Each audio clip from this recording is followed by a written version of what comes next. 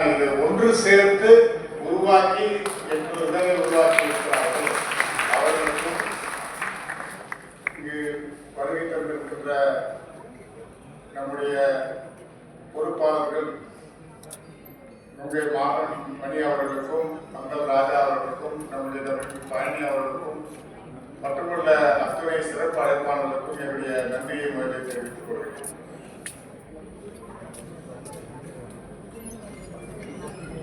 ஒரு சிறப்பான ஒரு செய்தி என்னவென்று சொன்னால்,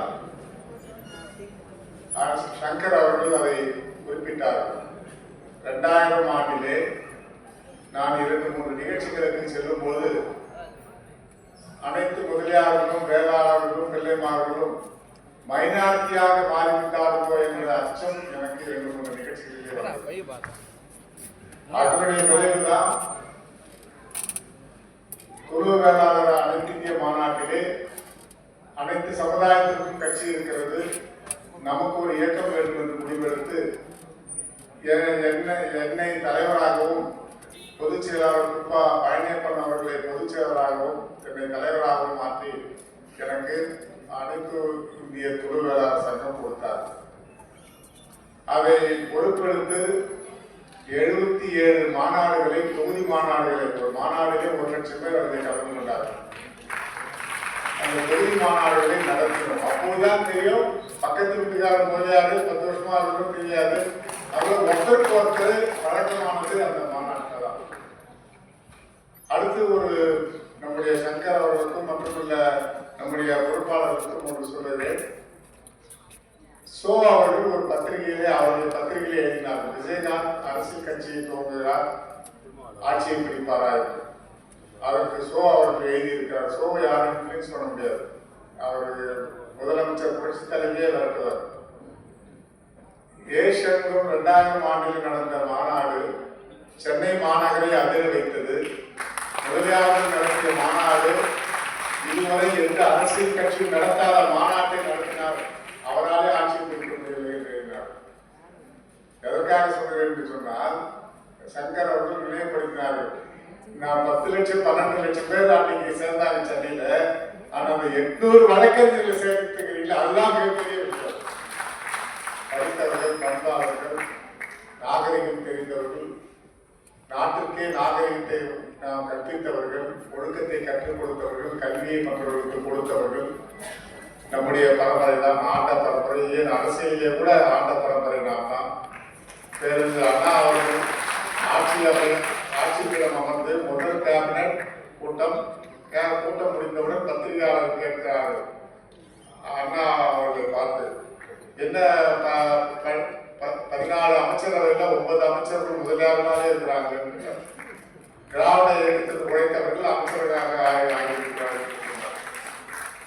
அப்படி ஆண்ட பரம்பரை தான். 10 வருஷம் முதலமைச்சராக இருக்கிறார்கள். புரட்சி தலைவர் எம்ஜிஆர் காலத்திலே 9 அமைச்சர்கள் முதலியார்கள், பிள்ளைமார்கள், வேளாளர்கள் இருந்திருக்கிறார்கள். ஆண்ட பரம்பரை கொஞ்சம் கொஞ்சமாக குறைந்து கொண்டே இருக்கிறது. அதுதான் நம்முடைய தொகுப்புரையிலே வரவேற்புரையில் சொன்னார்கள். ஒற்றுமை என்பது நாம் நாகரிகத்தை நாம் தான் கற்றுக் கொடுத்தோம், ஒழுக்கத்தை நாம் தான் கற்றுக் கொடுத்தோம். ஏன் இந்த இந்திய அரசியலமைப்பிலே schedule caste, schedule tribe, BC, MBC என்று சொல்கிறார்களே, இதையெல்லாம் அரசாங்கத்தினுடைய இந்த ஆட்சி, இந்த சுதந்திரம் அடைந்த இந்தியாவிலே அல்ல, ஜஸ்டிஸ் கட்சி 16 ஆண்டு காலம் தென்னிந்தியாவை ஆண்டு. அந்த தென்னிந்தியாவை ஆண்ட போதுதான் முதலாக முத்துலகம் முதலியார் தான் வகுப்புவாதத்திற்கு இடஒதுக்கீட்டை கொண்டு வந்தது. அப்படி கீழே இருக்கிறவர்களை மேலே கொண்டு வர வேண்டும் என்று உழைத்த பெருமக்கள் மற்றவர்களுக்கு வழியாக சொல்றார்களே. பச்சைப்ப முதலியார் அவர்கள் கல்வி வளமாக இருந்து பல இடங்களை கொடுத்தார்கள்.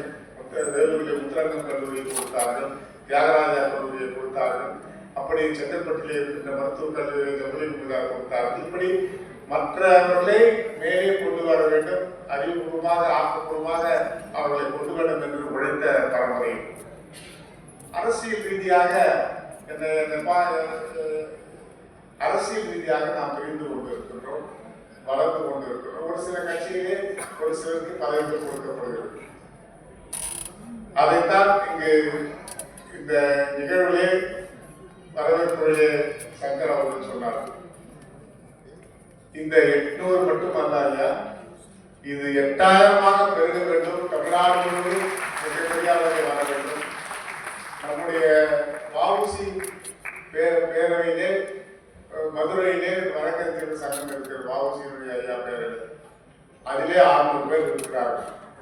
தமிழ்நாடு முழுவதும் நம்முடைய வழக்கறிஞர்கள் என்று சொன்னால் கிட்டத்தட்ட ஒரு 6-7 லட்சம் பேர் இருக்கின்றோம். அவர்களெல்லாம் ஒன்று திரட்டக்கூடிய மிகப்பெரிய பொறுப்பை நம்முடைய சங்கர் அவர்களும் அவருடைய பொறுப்பாளர்களும் எடுத்திருக்கிறார்கள் என்பதை பார்க்கும்போது நிச்சயமாக நான் மன நிறைந்த மகிழ்ச்சி அடைகிறேன்.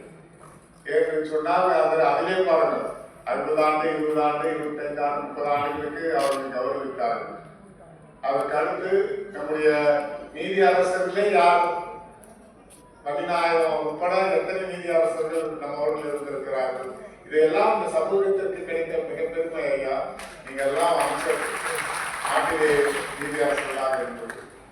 ஆகவே நம்முடைய வருங்கால இளைஞர்கள், வருங்கால பொறுப்பாளர்கள் இந்த நீதித்துறைக்கு வளர்த்து கொண்டு வருகின்ற இந்த நீதித்துறைக்கு மாவட்ட நீதிபதிகளாக, மாநில நீதிபதிகளாக, சுப்ரீம் கோர்ட் நீதிபதிகளாக நீங்கள் வர வேண்டும் என்று இதில் இருக்கின்ற இளைஞர்களை நான் பாராட்ட கடமைப்பட்டிருக்கிறேன்.